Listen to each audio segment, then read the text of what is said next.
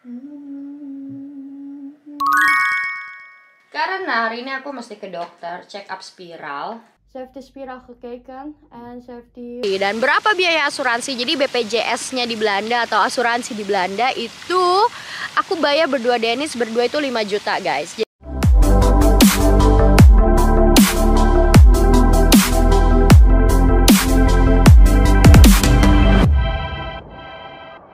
Sini makan.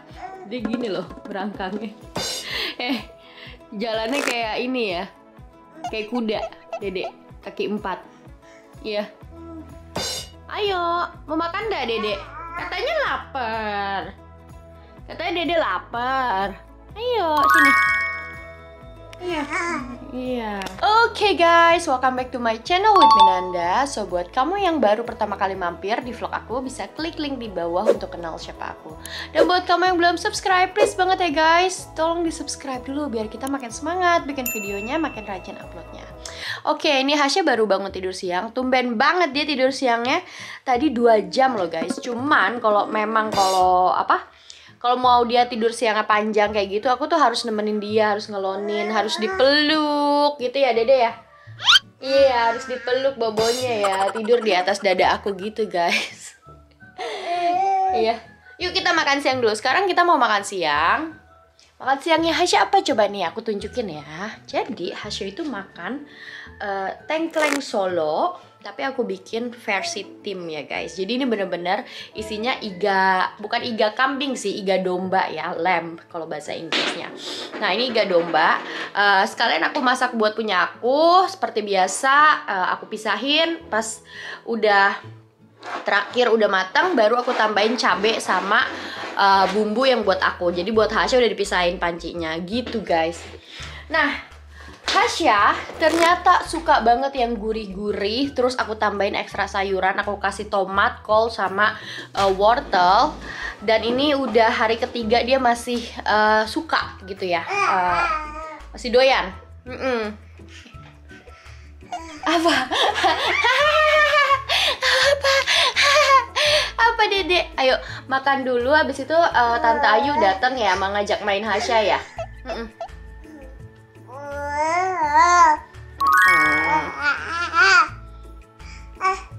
Apa? Cium Tante. Cium Tante nih. Dek. Cium Tante. Nggak mau.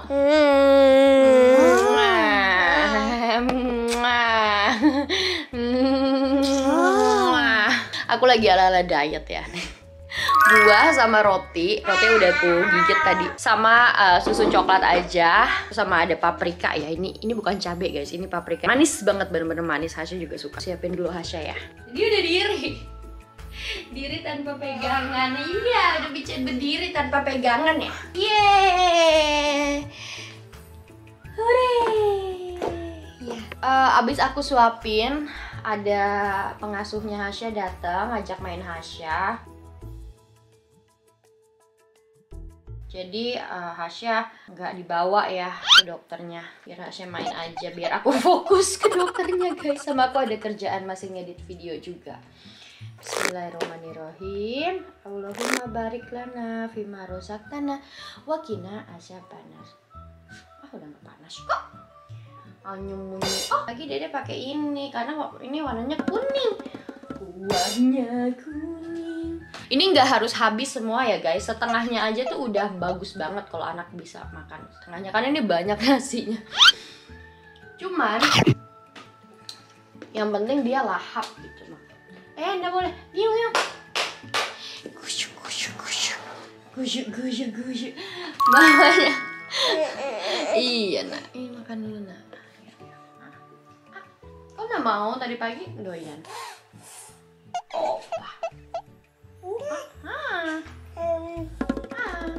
You well.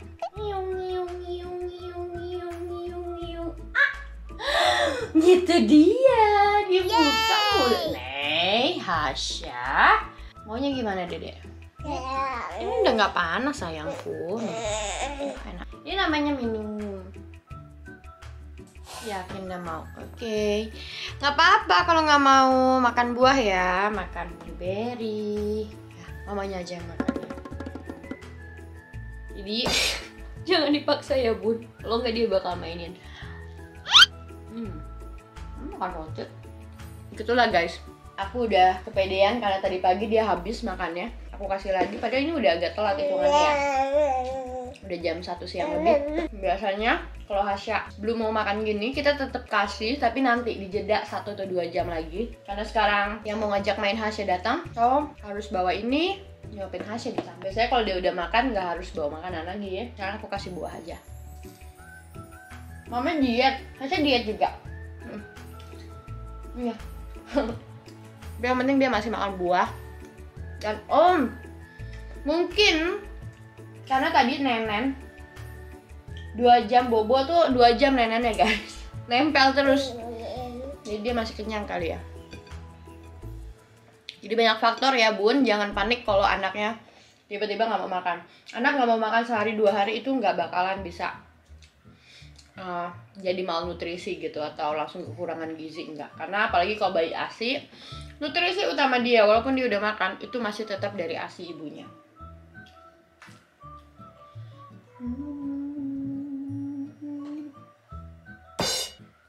Mau nggak? Bukan. Ya, kebanyakan. Dia sih kebanyakan nyuapnya. Dia suka blueberry, padahal rasanya agak-agak asam.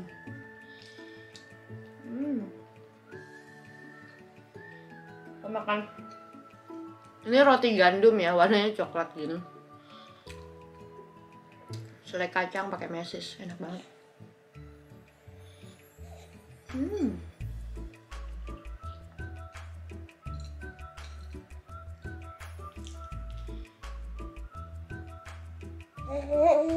Mau lagi sayang. Makan anggur. Anggurnya kecil banget. Dan ini yang nggak ada bijinya. Bisa hotelin dulu. Oke guys, nanti aku tunjukin ya gimana aku ke dokter sini tuh, ke puskesmasnya Belanda. Nanti aku tunjukin ya. Aku mau selesaiin makan ini dulu guys, karena hasilnya lagi masih kenyang ternyata dia ya. Nanti kalau udah ada Tante Ayu kita videoin sebentar ya, terus mama ke dokter nak ya. Apa? Makan apa? Makan paprika ya? Iya. Pintar. Paprikanya diemut-emut gitu karena manis ya. Asya ya, enak kan? Paprikanya nggak ada pedasnya sama sekali. Ini namanya snack paprika ya. Tuh. Enak deh. Nom nom nom. Nom nom nom. Ya.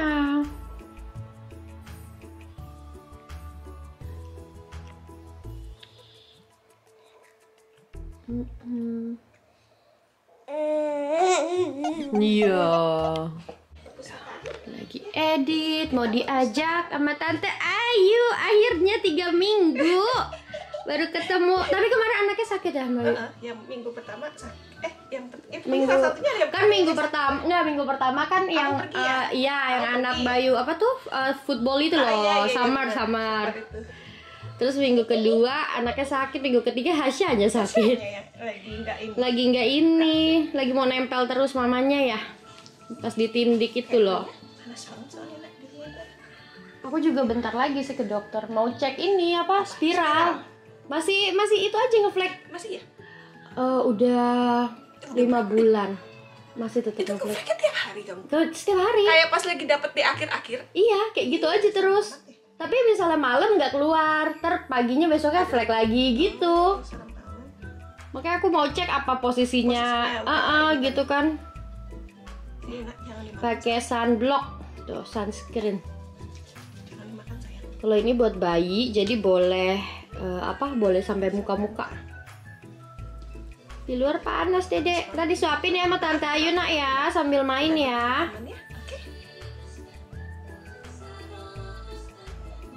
Tante Ayu udah hafal, aku belum. Anaknya lagi sukanya yang transport, jadi semua bahasanya traktor song, ekskavator song, tapi punyanya mereka juga. Tinggal dicari aja. Sini nggak, Neng? Aku pakai dulu nak. Ini tuh biar nggak kebakar. Oh. Kamu kebakar. Nggak mau, dia nggak betah dia bagian muka dipakai. Ya, cuma main sama Tante Ayu nak. Sini nak. Upah. Ya. Duduk. Upah. Kasih bawa gendongan, takut Asyanya nggak mau di stroller. Jadi ini udah disiapin ya guys tuh. Gendongan, makan Asya yang tadi, sereal ya, snack, sama minum. Ya, ini deh ya. Enak banget ya nak ya. Jalan sama Tante. Mana makannya? Tuh di sini. Udah, gendongan. Gendongan, nggak pakai buah, dia udah sebelah makan sana buah. nggak, Mbak? Oh ya, bentar ya. Oke. Iya pakai sandal udah. Yuk, eskalator. Dadah. Nangis baru pertama. Tuh cuacanya lagi bagus sayang, kangen sama Tante Ayu nak. Dadah, digendong bentar ya, nanti pakai kain ya. Dadah.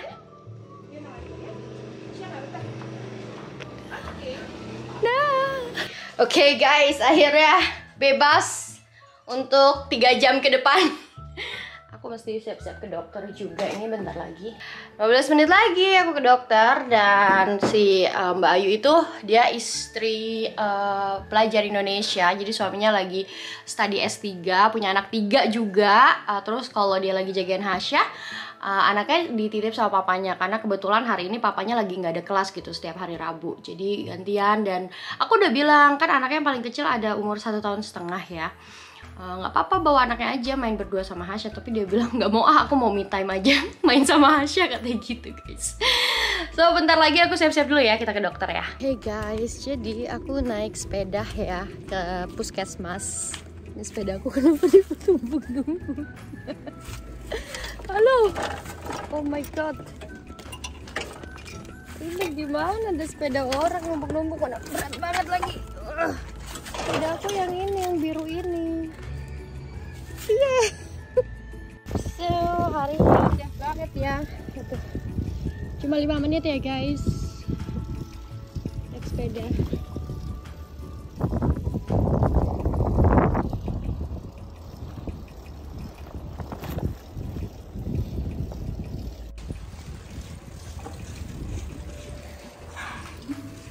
Enak banget bisa naik sepeda aja kayak me time. Serunya.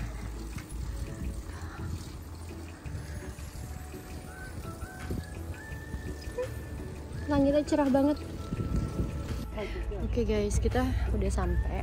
Aku mau parkir sepeda dulu. Ini dia ya puskesmasnya, Gezondheidszentrum Blattenburg. Ini ada tempat penitipan anak. Dan ini perumahan biasa.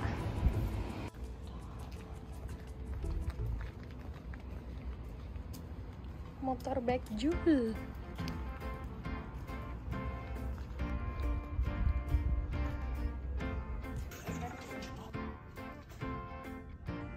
Kita lagi tunggu dokternya. 3 menit lagi datang ya guys dokternya.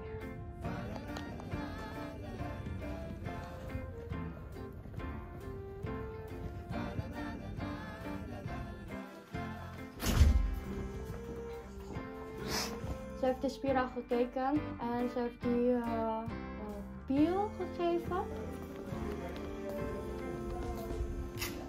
Oke guys, aku udah selesai dari dokternya. Jadi ini aku lagi di depan danau, di taman dulu dekat dokter. Tadi si dokter itu di belakang gedung itu loh guys, yang bulat itu.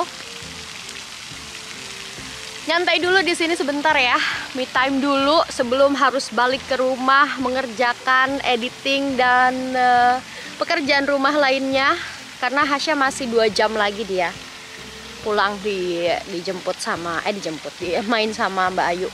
Nah tadi dokternya bilang katanya, jadi gini loh, dokter di Belanda itu sebisa mungkin kasih solusi senatural mungkin guys ya. Karena aku ceritain, dan dokter ini tuh gini, dia tahu sebenarnya bahasa Belanda aku udah bagus, tapi kan aku selalu pengennya ngomong pakai bahasa Inggris ya ketika aku ngomong masalah medis. Pokoknya yang penting-penting biar nggak ada yang miss gitu, karena bahasa Inggris aku masih lebih bagus daripada bahasa Belanda aku gitu. Tetap aja dia jawabinnya pakai bahasa Belanda semua. Karena di sini walaupun dokter gitu ya, kadang bahasa Inggrisnya juga ada yang nggak terlalu bagus guys. Tapi nggak apa-apa. Intinya aku ngerti apa yang dia omongin tadi. Dia bilang, kan aku pasang spiral itu tanggal 1 April. Terus 3 minggu setelah itu aku komplain karena masih berdarah banyak gitu, masih sakit. Akhirnya aku dikasih sama koleganya dia, dokter yang lain. Aku mau cabut tuh waktu itu. Aku mau cabut, pokoknya sebelum 6 minggu aku mau cabut gitu. Terus kata dokter itu, jangan deh, jangan dicabut, sayang banget, udah ini mahal. Terus juga kalau misal dicabut cuma 2 menit, kalau kamu pasang lagi nanti sakit lagi, katanya gitu kan. Aku kasih resep aja ya, aku yakin banget nih setelah aku kasih resep pil ini yang khusus buat ngatur pendarahan, ngatur menstruasi, kamu bakalan happy banget sama spiral ini sampai 5 tahun ke depan. Atau sebelum 5 tahun kamu udah mau hamil lagi, kamu tinggal cabut, udah pokoknya kamu gak usah mikirin yang lain-lain gitu. Udah, ini tuh solusi terbaik untuk antikonsepsi gitu. Nah, emang spiral yang aku pakai ini mereknya Mirena guys. Jadi Mirena ini termasuk agak mahal juga ya. Kalau di Indonesia katanya 3 jutaan gitu harganya. Nah, terus udah gitu aku minum pil dikasih 3 bulan. Nah, cuma 2 bulan aku minum karena setelah 2 bulan menstruasi aku udah teratur dan udah nggak ada pendarahan lagi. Dan di bulan ketiga itu aku pendarahan lagi sampai sekarang ya. Jadi kalian bayangin dong gimana, kasihan banget ya papanya Hasya ya nggak dapet jatah karena aku masih pendarahan terus gitu. Tapi dia nggak komplain sih, maksudnya ya biasa aja guys. Dia nggak nyuruh-nyuruh aku ke dokter segala macam. Ini aku aja karena aku juga bete kan, ngeflek terus tiap hari. Nah terus kata dokter aku barusan, dia bilang kalau kamu aku kasih pil lagi nanti ada penyesuaian hormon lagi. Dan aku nggak perlu cek itu posisi spiralnya bener apa salah selama kamu ngerasain ada benang yang di dalam vagina tuh suka ada benangnya kayak kalau spiral kan gitu dipasang. Kalau itunya masih ada ya berarti kamu masih benar. Dan keluhan yang kamu sampaikan saat ini bukanlah keluhan kalau posisi spiralnya nyengsol gitu dia bilang. Jadi posisi ini bukan keluhan masalah posisi spiral tapi masalah hormon kamu aja katanya gitu. Terus kalau aku kasih pil lagi nanti bakalan ada penyesuaian hormon lagi, kamu bakal lebih pendarahan lagi kata gitu. Jadi saran aku saat ini adalah lebih baik kamu sabar, kamu tunggu dulu sampai 1 Oktober karena kamu pasang 1 April. Jadi kita benar-benar lihat, benar-benar pantau sampai 1 Oktober selama 6 bulan karena keluhan seperti ini memang bisa berlangsung selama 6 bulan. Aku udah tahu guys, cuman aku tuh orangnya kayak masih penasaran apa everything's okay atau enggak kayak gitu intinya. Dan karena aku sudah terbiasa dengan dokter sini yang nggak dikit-dikit kasih obat, kasih antibiotik, kasih ini, kasih itu gitu ya. Jadi aku kayak cuman, oh gitu ya dokter, ya udah deh, saya sabar dulu deh gitu. Jadi di sini tuh sakit apapun kalau yang memang tidak darurat banget, tidak harus masuk rumah sakit, paling mentok-mentok dikasih paracetamol ya guys, atau ya dikasih obat ke apotek. Tapi mereka tuh sangat hati-hati untuk ngasih orang obat gitu. Mungkin kalau aku baru awal pindah ke sini ya, aku udah punya masalah ini itu gitu ya, itu aku bakalan bete banget kali sama dokternya. Tapi aku udah biasa, udah ngikutin orang Belanda kayak gimana. Intinya kalau sesuatu yang darurat mereka langsung rujuk ke rumah sakit. Tapi kalau sesuatu yang cuman ya masalah santai-santai gitu yang nggak bakalan bisa kalau penyakitnya tidak bisa membahayakan nyawa gitu ya udah santai aja ditanganinnya gitu guys ya. Dan untuk biaya dokter kayak gini aku nggak pernah bayar karena kita bayar udah lewat asuransi. Asuransinya tuh kan kalau di Indonesia BPJS atau asuransi swasta ya, tapi kebanyakan orang pakai BPJS ya. Nah kalau di Belanda ini asuransi swasta semuanya dibantu sama pemerintah Belanda. Jadi kalau misalnya biayanya terlalu besar itu disubsidi si perusahaan swasta ini sama pemerintah Belanda. Tapi kalau yang kayak cuma dokter umum kayak gini-gini ini udah langsung asuransi semua. Jadi ketika kita udah selesai ya udah kita pulang aja. Kecuali kalau misalnya kita selesai, tadi juga ada apoteknya. Aku nggak tahu deh tadi videonya jelas atau enggak karena aku naruh pakai kamera handphone, aku taruh bawah gitu ya. Karena nggak boleh ngerekam-rekam kan di tempat umum gitu. Nah, kecuali kalau misalnya kita dapat obat dari dokternya, terus langsung ke apoteknya, situ kita langsung ngantri ke apoteknya, itu pun kayak 80% atau 90% obat biasanya juga dalam tanda kutip gratis atau kita nggak usah bayar karena di reimburse sama asuransi. Kecuali kayak salep-salep atau ya beberapa obat lah yang aku juga nggak tahu gimana cara mereka nentuinnya, tapi ada beberapa obat yang nggak di reimburse atau nggak di cover asuransi, kita harus bayar sendiri gitu.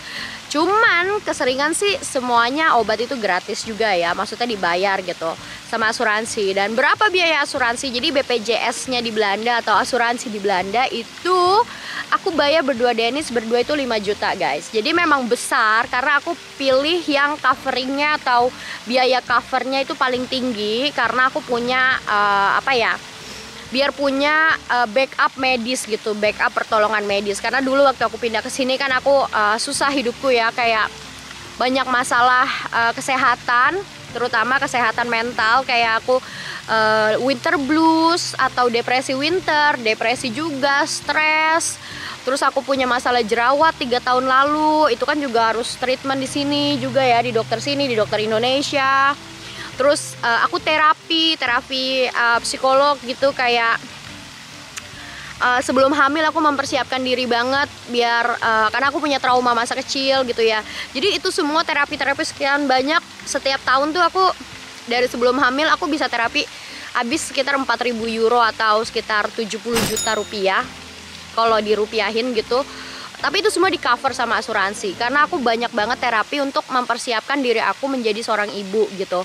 Ada konselingnya gitu guys. Bahkan sampai sekarang pun kayak setiap 3 bulan sekali tuh aku kayak masih suka telepon sama konseling aku gitu. Nanda gimana kamu, baik-baik aja? Mereka yang telepon sih, mereka kontrol kamu baik-baik aja nggak, gimana Hasya.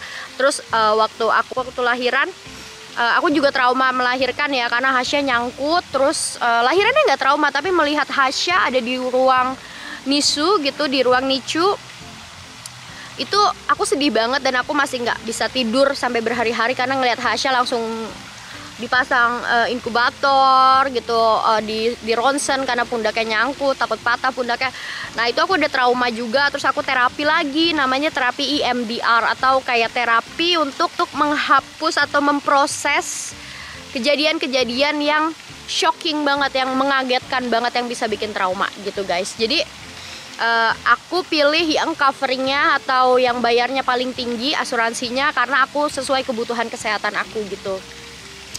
Kalau yang student sih biasanya lebih murah, kayak biasa cuman 100 euroan lah atau sekitar 1.700.000, pokoknya di bawahnya asuransi aku gitu. Terus aku juga ada cover yang kesehatan gigi juga. Jadi di sini tuh setiap 6 bulan sekali kita harus ke dokter gigi kayak gitu teman-teman.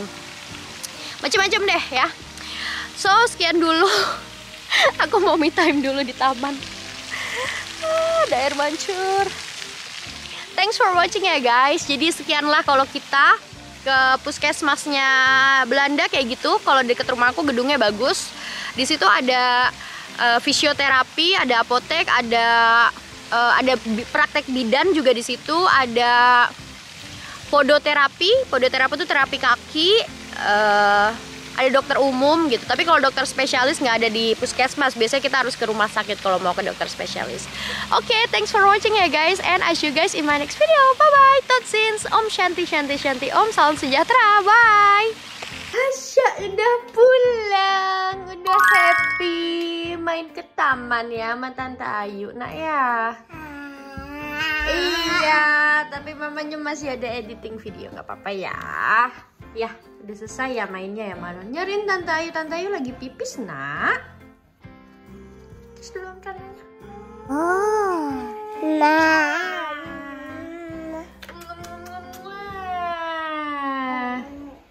Ya.